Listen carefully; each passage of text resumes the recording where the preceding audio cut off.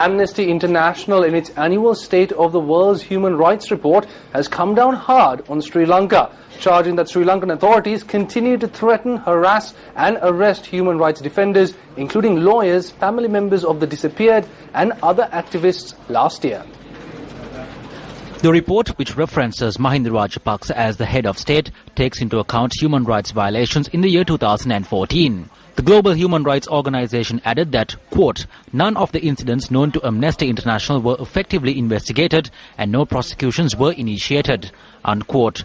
The report claimed that the, quote, unnecessary and excessive use of force causing the deaths of demonstrators continue to be reported and go unpunished, unquote. Amnesty International noted that there were continuing reports of intimidation and harassment of journalists by state officials, including physical attacks, death threats and politically motivated charges.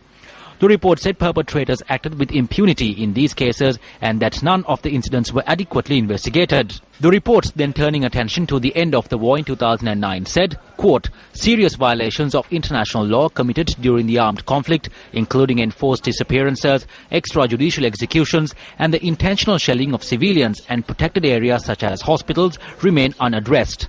Amnesty International in its report also charged that several countries violated the international prohibition of refoulement by forcibly returning refugees and asylum seekers to countries where they face serious human rights violations. Sri Lanka was said to have detained and forcefully deported asylum seekers without adequately assessing their asylum claims.